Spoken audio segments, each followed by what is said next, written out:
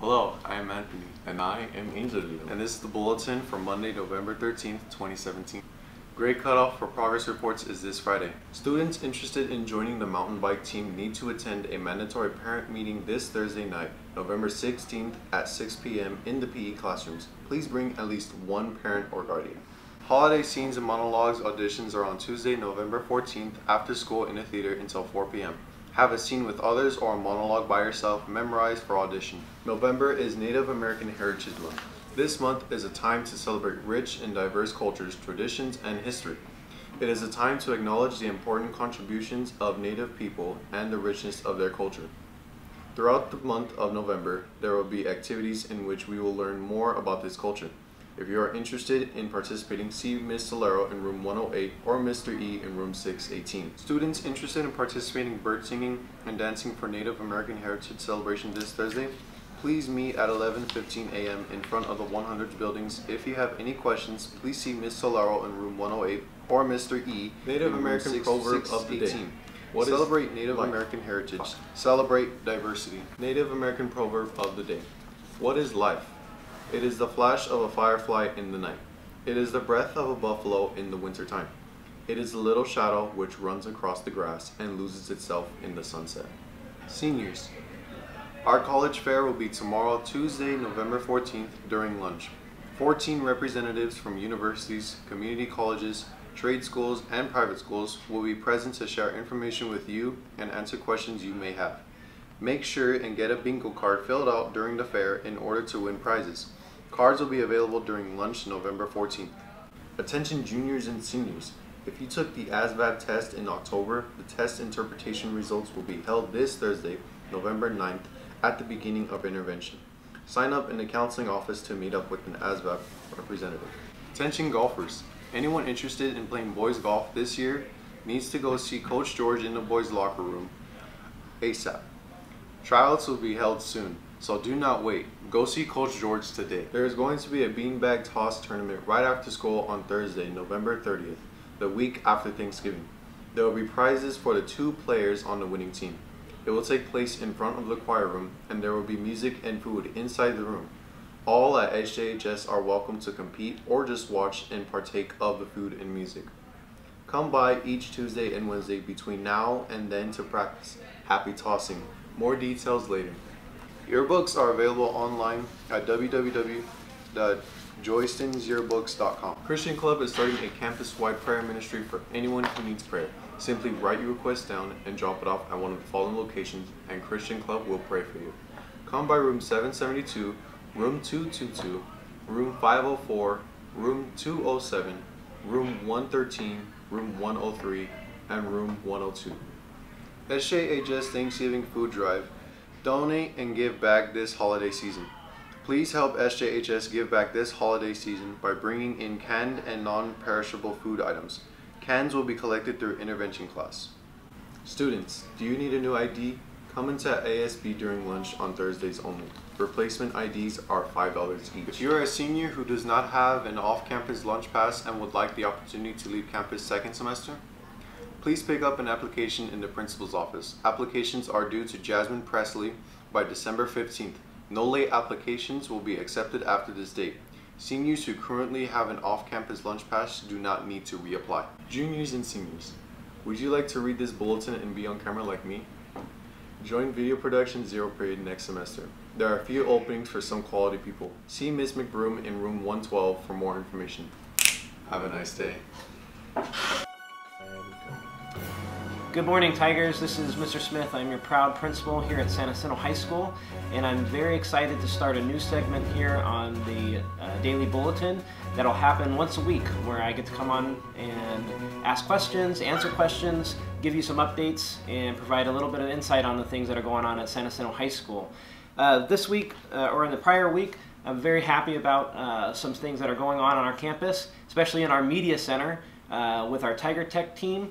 They've been working very hard on being trained on our new 3D printers, and very excited that about 90 to 100 kids every day at lunch are using our media center for studying, for hanging out, for playing games. It's just a really awesome place to be. I'm hoping that you get a chance to go down there and enjoy the new media center.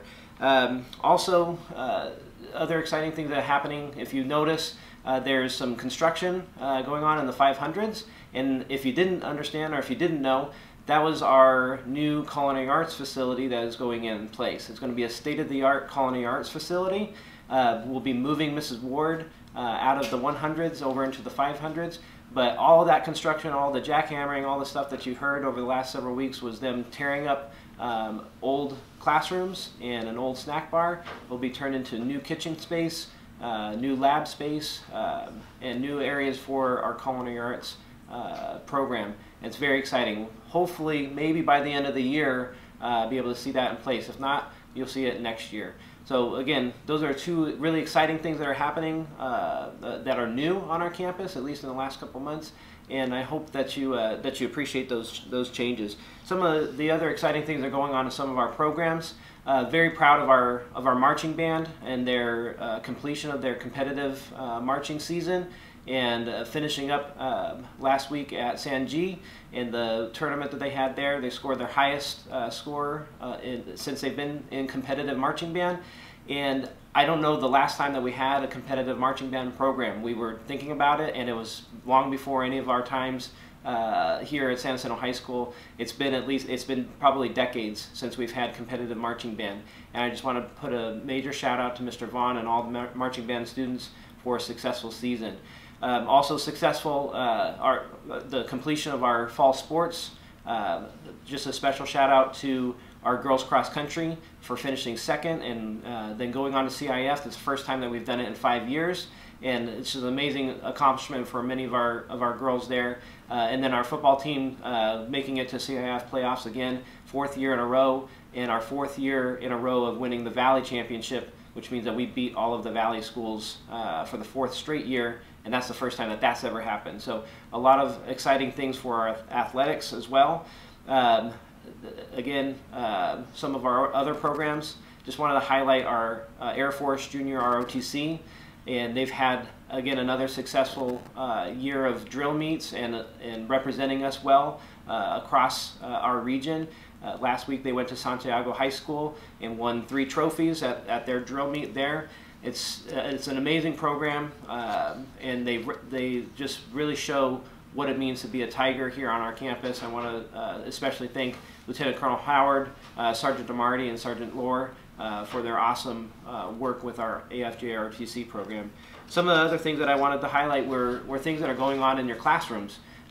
Your social science department, which is your world history, U.S. history, civics, econ, all those classes have come together for some common sentence frames. If you ever hear about our use of sentence frames, it's an idea or a strategy to help you use academic language in your classes. I'm excited to see how they're going to be used in our social science department and to help you articulate your words, articulate your answers, and start collaborative conversations in those classes.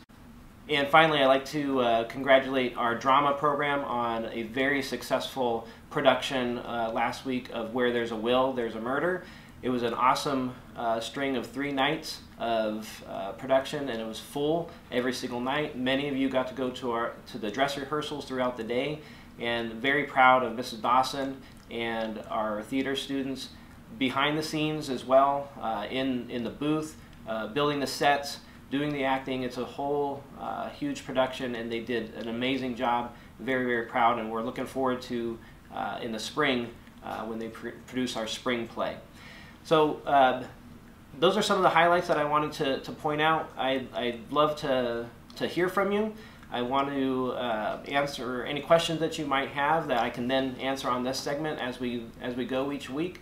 If you ever have questions that you'd like me to answer on the video bulletin, you can email me at lsmith@sanjacinto.k12.ca.us, and we'll listen to those questions, and I'll pick out the best ones and provide answers for. Another thing that I wanted to remind you, if you haven't done so already, we have been doing a student survey through your intervention classes, or if you haven't had a chance through intervention, you can get on a Chromebook and complete that survey, and we're compiling those results, and I'll also be sharing those with you in the next week or two. So again, thank you so much for all that you do for us here at San Jacinto High School, making this place an amazing place to be. It's been a great first couple months of the school year. We're coming up to the holidays, and we're just very excited for all that brings and coming to the end of our semester. So thank you and have a great week.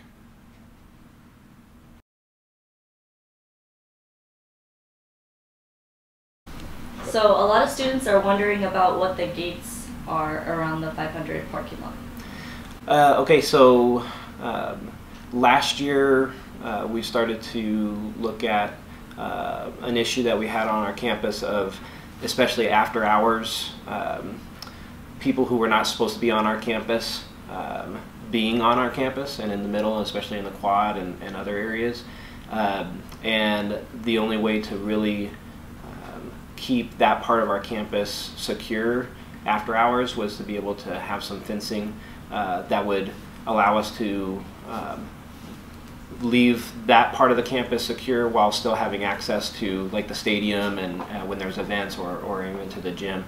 And so we submitted some ideas to our facilities department about some fencing or some gates, and they came back with running a fence down which would incorporate the whole of the 500s. And so that actually allows us to do a couple of different things. Obviously, it's once school is out, we can be able to shut down the buildings, but still have access to the parking lots and to the stadium and for our other events.